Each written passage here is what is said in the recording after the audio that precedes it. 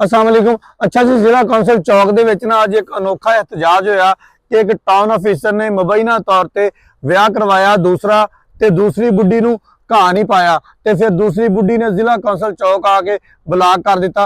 मिन्नतां तरले करके SHO civil line ने ते SHO वूमैन ने जिहड़ी सी ना ਉਹਦੇ ਕੋਲ जान छड़ाई ਤੇ ਉਹਨੂੰ RPO ਦਫ਼ਤਰ ਭੇਜਿਆ। ਉਸ ਟਾਊਨ ਅਫੀਸਰ ਨੇ 9 ਫਰਵਰੀ ਨੂੰ ਉਸ ਬੀਬੀ ਦੇ ਨਾਲ ਵਿਆਹ ਕਰਵਾ ਲਿਆ ਤੇ ਉਸ ਤੋਂ ਬਾਅਦ ਉਹਦੇ ਨਾਲ ਰਹਿਣ ਲੱਗ ਗਿਆ ਤੇ दूसरी बुढ़ी ਨੂੰ पता लगा ਤੇ ਰੌਲਾ ਪੈ ਗਿਆ। ਮੁਬੈਨਾ ਤੌਰ ਤੇ ਅਸੀਂ ਉਹ ਆਡੀਓ ਮੈਸੇਜ ਵੀ ਸੁਣੇ ਹੋਏ ਆ ਜਿਹਦੇ ਵਿੱਚ ਪਹਿਲੀ ਬੀਬੀ ਕਹਿਣ ਡਈ ਆ कि अगर तू मेरे बंदे दी जान ना छड़ी, तेरी वजह तो मेरे बंदे नू कुछ हो गया ते तेनू मैं ये कर देंगी, तेनू मैं वो कर देंगी।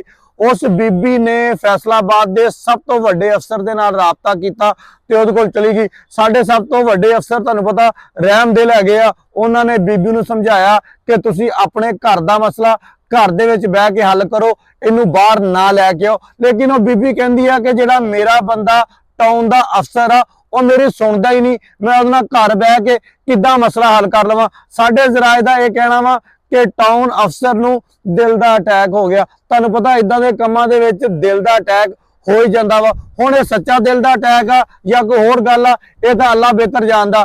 लेकिन साडे जराए दा कहना वा कि टाउन अफसर साहब हुण लाहौर दे हॉस्पिटल दे विच दिल दा इलाज करवा लिया। जदों दिल 2-2 3-3 जगह ते दे दिता जावे ना ते फिर दिल दा हल्का फुल्का मसला बन ही जांदा वा। खैर जी, साडी ये दुआ वा कि इन्हां दा मसला जिहड़ा वा जल्द हल हो जावे। लेकिन फैसलाबाद दे विच लाला पई हुई आ। वो बीबी कल भी अफसरां को जाके पेश हुई आ, अज भी जिला कौंसल च बैठ के उन्हें एहतजाज किया वा। उहदा यही कहना वा कि अगर मेरे नाल विआह करवाया वा ते फिर भाई साहब सारिआं नूं दस्सण भी ते दूसरी बुढ़ी नूं दस्सण, निआणे नूं दस्सण कि मैं विआह करवा लिया वा ते गल मुक जावे। जे नहीं ते फिर जनाबे अली मेरा जिहड़ा मामला वा उहनूं हल करके ते काम मुका दिओ। बहुत शुक्रिया।